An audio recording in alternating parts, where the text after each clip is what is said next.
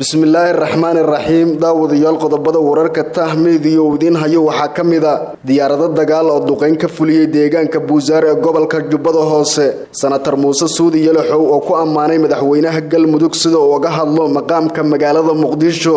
maamulka Puntland oo amar dul dhigay shaqaalaha ajaanibta ah ee ka shaqeeya deegaanada Puntland maalinta dhalinyarada Soomaaliyeed oo ku beegan 15 May oo maanta lagu xusay magaalada Muqdisho wasaaradda waxbarashada maamulka Galmudug oo shir degdeg ah ugu baaqday wasaaradaha waxbarashada maamulada dalka ka jira ciidanka dawladda Soomaaliya oo howlgal ka wada magaalada Marka ee gobolka Shabeellada Hoose akhbaaraadka dibaddana waxa ugu doorka roon qaramada midoobay oo sheegtay dekada muhiim ah oo ku yaala dalka Yemen inay iskaga baxeen xuutiyiinta ka dagaalanta dalkaasi iyo dawladda Iran oo burburisay heshiisyo ay la gashay wadamada Mareykanka iyo reer Yurub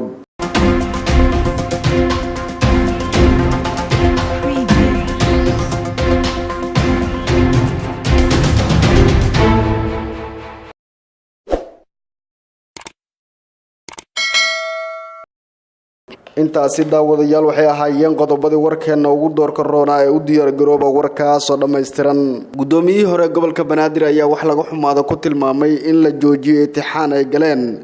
ardada Soomaaliyeed ee ku sugan magaalada Muqdisho iyo qaar ka mid ah gobolada dalka gudoomiyihii hore ee gobolka Banaadir ahaana duqii Muqdisho Thaabit Cabdi Maxamed ayaa waxa uu ku hadlay go'aanka wasiirka wasaaradda waxbarashada Soomaaliya Cabdullaahi Goodax Barre oo ku joojiyay imtixaankii u socday ardada sanadkan dhameynaysa dugsiyada sare ee dalka iyo banaanbaxyadii ka dhashay arrimahaasi maalinimadii shalay ahayd gudoomiye Thaabit ayaa wuxuu go'aanka wasaaradda waxbarashada Soomaaliya ku tilmaamay arrin nasiib darro ku ah ardayda Soomaaliyeed ee mustaqbalka berrito wuxuuna ugu baaqay wasaaradda in ardayda Soomaaliyeed ay u muujiso dabacsanaan Thaabit ayaa kula taliyay ardayda waalidiinta iyo wasaaradaba inay isku aragti noqdaan lagana gudbo muranka jira Thaabit oo si hadlay ayaa hambaliyo u diray dhalinyarada Soomaaliyeed kuwa maanta dabaaldegaya maalinta dhalinyarada Soomaaliyeed munaasabada ee maalinta dhalinyarada Soomaaliyeed ee maanta waxay ku soo aaday iyadoo in ka badan 30,000 oo arday dhalinyaro Soomaaliyeed ay u fadhiyaan imtixaankii shahaadiga ah ee dugsiga sare waan la soconnaa dhacdooyinkii ugu dambeeyay arrimaha imtixaanaadka waxa dhacay waa nasiib darro waxaan u rajaynaynaa wasaaradda ardayda waalidiinta inay ugu dambeyn isku aragti ka noqon doonaan sidoo kale waxaan wasaaradda leeyahay waa waajib ina saaran in waalidiinta iyo ardayda Soomaaliyeed xaaladaha adag aan dhageysano cabashadooda waliba aan u dabacsanaano la'aantood waxba ma noqon karno dhalinyarada Soomaaliyeed meel kasta oo ay joogaan iyo duruuf kasta ay ku sugan yihiin waxa ina hor yaalo hawlo iyo waajibaad aad u culus waxa ina saaran mas'uuliyad guud oo sida kaliya aan uga bixi karna ay tahay wadajir wada shaqayn iyo baraarug badqaba dal walba khayraadka uu leeyahay waxa lagu gartaa tirada tayada iyo wax soo saarka da'yartiisa tayeenta iyo ka faa'iideysiga maskaxda iyo awoodda dhalinyarada waa sida kaliya ee lagu hormari karo isku filnaashana lagu gaari karo awoodda qura oo ay Soomaaliya haysato waa dhalinyarada Soomaaliyeed caqabadaha maanta ku gadaaman waxa ka weyn culayska iyo mashaqada haysto waalidiinteena iyo jiilka idinku xiga fadlan aynu u istaagno diyaarinta mustaqbal iyo taariikh bog cusub u furta Soomaaliya mar kale hambalyo maalinta dhalinyarada Soomaaliyeed hadalkan ka soo yeeray duqii hore ee Muqdisho ayaa imaanaya iyadoo maalinimadii shalay ahayd magaalada Muqdisho iyo qaar ka mid ah gobolada dalka ay banaanbaxyo ka dhigeen ardada dhameynaysa sanadkan dugsiyada sare ee dalka kadib go'aan ka soo baxay wasaaradda waxbarashada Soomaaliya ka oo lagu sheegay in la baabiyay imtixaankii u socday ardada wasaaradda waxbarashada Soomaaliya ayaana arrintaas ku micnaysay in ardada heleen dhammaan maadooyinkii imtixaanka sidoo kale wasiirka wasaaradda waxbarashada Soomaaliya mar uu isna shalay hadlay waxa uu sheegay in ardadii shalay dhigaysay banaanbaxyada aysan lahayn qaab ardaydana loogana badnaa banaanbaxyada waa sida uu hadalka u dhigay maalinta dhalinyarada adduunka oo ku beegan 15 May ayaa maanta munaasabad ku saabsan waxa lagu qabtay magaalada Muqdisho ee caasimadda dalka Soomaaliya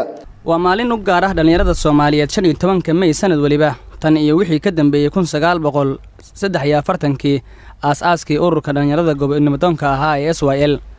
dhowr iyo 20 sano ee la soo dhaafay waxaa dhalinyarada Soomaaliyeed maalintan u qiimaha badan soo martaa iyaga oo haysato dhibaatooyin badan oo dilal ugu horeeyaan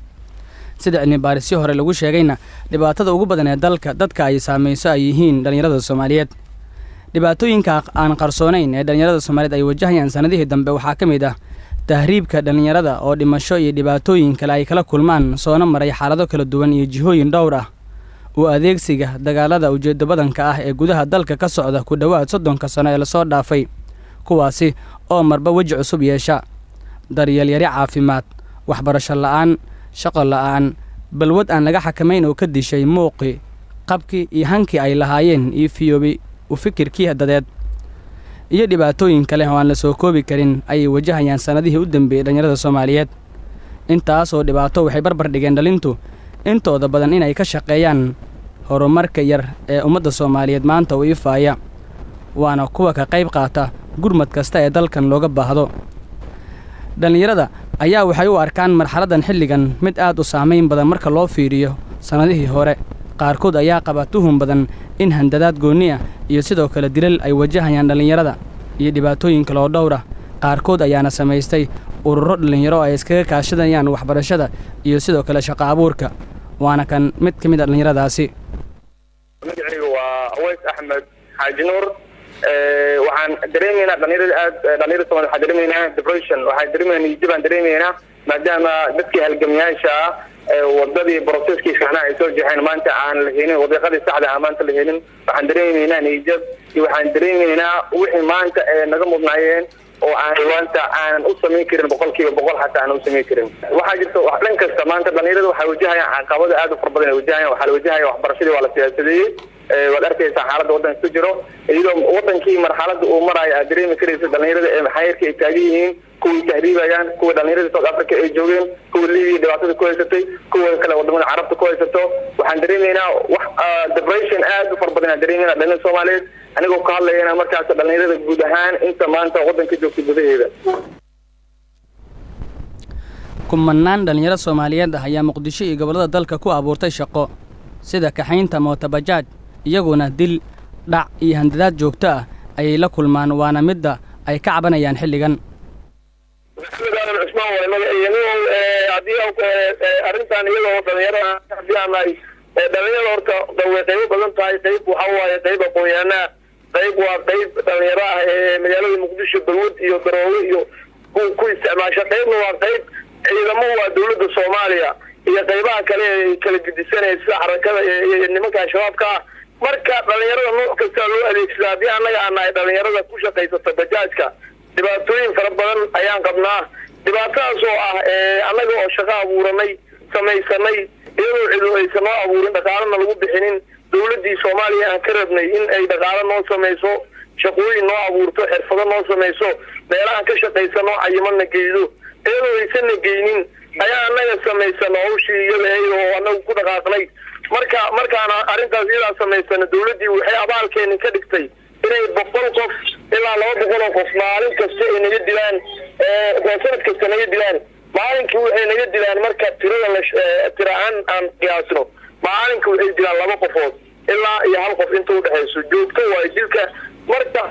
dawladda Soomaaliya dilkaas xoog galay nagu haysaa maanta ay tahay maalintii dhalinyarada oo fursadan ka faa'iideysanayay siisay radio kulmiye waxaan u jeedinayaa dawladda Soomaaliya dilkan horay noogu dhici jirin dawladii ka horeeyay dawladdan kan waa faraka baxsi wax la yaabay marka joogto nagu noqday cid allaale cidii arrintan iyada faragelin karta hadii ay tahay United Nations-ka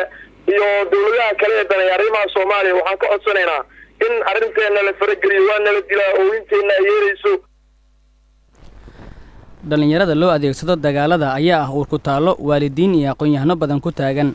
maxaase keenay in dhalinyarada loo adeegsado dagaalada si gaar ah midka diinta loo cuskaday ee dadka lagu gumaado waa kan mid ka mid ah aqoon-yahanada oo su-aashaasi la weydiiyey ay dagaalada ka qayb qaataan waxyaabaha sababay waa aqoon la'aan dawlad la'aan iyo shaqo la'aan haddii la helo aqoon waafiya oo wada gaarta maadi iyo diine waxaan qiyaasayaa inaysan dhibaatada waddanka ka jirta ay ka qayb qaadanaynin haddii loo helo dhaqaale ku filan oo reerkooda iyo ayaga ku filan mustaqbalka waa lafdhabarta ummadda hadday mustaqbalkooda wax ka shaqeeya ay helaan waxaan qiyaasayaa inaysan dhibaatada Soomaaliya ka qayb qaadanayn dhalinyarada Soomaaliyeed waxaa qayb ka ah gabdhaha da'da yar kuwaasi oo qaar badan oo ka mid ah sanadihii u dambeeyay ay wajaheen kufsi iyo dilal fool xun oo loo geystay qaar badan oo ka mid ah dhalinyarada Soomaaliyeed ayaa dibadda ku dhibaataysan xabsiyana ku jira inkasta oo ay xusid mudan tahay in sanadihii la soo dhaafay sidoo kale ay dawladda Soomaaliya dib ugu soo celisay dalka dhalinyaro ku dhibaataysnaa xabsiyo dibadda ku yaala ilaa goorma ayay socon doontaa dhibaataynta dhalinyarada Soomaaliyeed goorma ayay qudhooda hurdada ka kici doonaan oo ay ka shaqayn doonaan horumarkooda goorma ayay sidoo kale heli doonaan in laga xakameeyo balwadda dadnimada u diidan wasaaradda waxbarashada maamulka galmudug ayaa ugu baaqday wasaaradaha waxbarashada maamulada dalka inay shir degdega iskugu imaadaan oo ay kaga arrinsanayaan imtixaanka guud ee dowladda Soomaaliya ee sheegtay inay galayaan ardada Soomaaliyeed xilli maalintii shalay ardada ay ka banaan baxeen imtixaanka oo maadooyin la galay dowladdu ay sheegtay inuu yahay wax kama jiraan banaanbaxani maanta magaalada gaalkacyo ay ka dhigeen ardada sanadkan u fariisatay imtixaanka shahaadiga ee dugsiyada sare ee dalka islamarkaana sanadkan ay qaadayso wasaaradda waxbarashada Soomaaliya ayaa waxa uu ahaa mid ay kaga soo horjeedeen hadalkii ka soo baxay wasiirka wasaaradda waxbarashada Soomaaliya Cabdullaahi Goodax Barre kaasi oo ahaa in guud ahaan la baabiyey maadooyinkii horey loo galay islamarkaana ku wargeliyey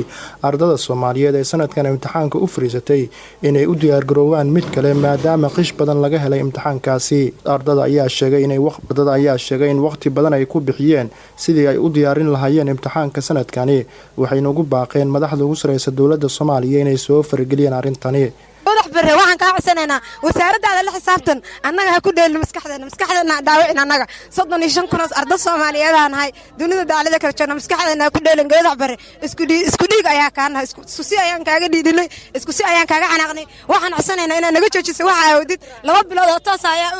u soo jeeday imtixaanka 3 biri ma aan saxuuran waan soomanaa waqtigeena nala qaybsan Goodax Barre waxaan meeshaan maanta shucuurteena soo baxshay oo meeshaan isku keenay waa dhibaatada iyo dhibka uu noo geystay Goodax Barre taas baa isku soo saartay dhammaan fanfarada ummadda Soomaaliyeed way isku soo baxeen waxaan leenahay annaga haddaan ardada Soomaaliyeed ma yeelanay in maskaxdeena lagu ciyaaro ma yeelanay waqtigeena la kordhoomiyo 2 bilood lacag waa naga baxday badan waxa kale oo naga qasaaray waqti aad u tiro badan 2 bilood baan soo jeednay imtixaanka baan diyaarinaynay wixii imtixaanka oo baxay wasaaradda ayaa dusha saaranaysa meeshii la rabay inuu cinqaabo oo la xisaabtamo dadkii imtixaan gatay cinqaabta intuu iska daayo annagana cinqaabay dhinaca kale wasiirka wasaaradda waxbarashada galmudug Axmed Deeq Cabdi Falko ayaa ku baaqay in shir degdeg ah isugu yimaadaan wasaaradda waxbarashada Soomaaliya iyo kuwa dowlad goboleedyada si loo badbaadiyo ayuu dhahay mustaqbalka 30 kun oo arday oo sanadkan imtixaanka u fariisatay lagana yaabo banaanbaxaas inay sabab u hayeen hadallada qaar oo warbaahinta laga sii daayay marka waxaa roon arrimahan kale mar haday dhacaan yani hadallada abuuri karo xaaladaha abuuri karo in laga fogaado runtii waxaan kaloo rabaa inaan aan baaq u jeediyo wasaaradda waxbarashada dowlad goboleedyada iyo wasaaradda waxbarashada federaalka in kulan degdeg ah la isugu yimaado si loo badbaadiyo in ka badan 30 kun oo arday oo Soomaaliyeed oo ah ubaxi dalka loona helo xal waara loogu helo arrimahooda si dhibaatada iyo qalbi jabka gaaray loo xaliyo waxaan ugu baaqayaa in kulan degdeg ah la isugu yimaado si arrimahan oo dhan xal waara looga gaaro haddii Ilaahay yiraahdo hadalkan ayaa imaanaya xilli ardada sanadkan u fariisatay imtixaanka shahaadiga ay dhigeen dibadbaxyo ay kaga soo horjeedaan go'aankii ka soo baxay wasaaradda waxbarashada Soomaaliya halkaad inaga daawanaysaan waa Tahmiidiya iminkana akhbaaraadka dibadda dowladda Iran ayaa burburisay heshiis ay la gashay wadamada reer galbeedka oo ku saabsanaa in la joojiyo hubka khatarta badan ee nuclear-ka oo dowladda Iran ay ku eedeeyeen wadamada Mareykanka ee reer Yurub inay wado dadaal dheeraad ay ku doonayso in hubkaasi ay ku tayageliso dowladda Iran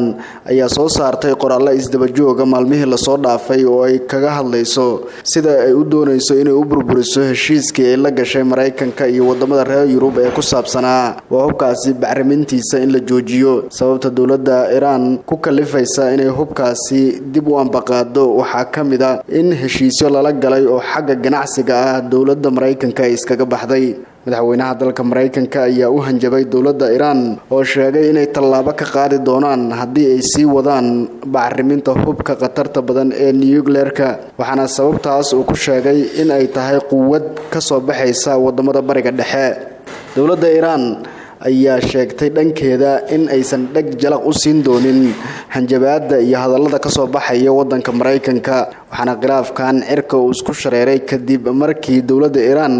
ay ka shakisay heshiisyo wadamada reer Yurub iyo Mareykanka ay la galeen oo ku saabsanaa ganacsiga iyo in shidaalka laga iibsado dowladda Iran taas oo sanadihii la soo dhaafay aanan sidii loogu talagalay aan u fulin madaxweynaha dalka Iran ayaa sheegay tayeynta bacriminta hubkaas inay dib u ambaqaadeen oo warshado horey loo xiray ay furayaan oo aysan cid kala tashan doonin ayaha dalka Iran. Si kastaba madaxweynaha Mareykanka ayaa doonaya inuu iska hor keeno wadanka Iran iyo wadamada Khaliijka Carabta oo ugu tunweyn yahay dalka Sacuudi Arabiya, waxaana Sacuudiga uu doonayaa in uu sameeyo dandaansi dagaal uu doonayo inuu ku qaado magaalada Tehran ee dalkaasi Iran, waxaana Iran uu ku haystaa Sacuudiga dagaalka ka socda dalka Yemen oo dalka Iran lagu eedeeyo inay hub siiyaan Xuutiyiinta ka dagaalanta dalkaas ee ku kacsan dowladda uu hogaamiyo Cabdirabbu Mansuur Haadi. Qiyaartina daawatay war wixii dalka iyo daafihiisa inaga soo gaaray oo aad ka daawanayseen Tah Media waa nageynta mahadsanidin. Fadlan waxaan idinka codsanaynaa inaad subscribe dhahdaan channelkan si aad u heshaan wararkii ugu dambeeyay gambaleelka furta si warka markuu soo dhaco aad durbaba u aragtaan. mahadsanidin.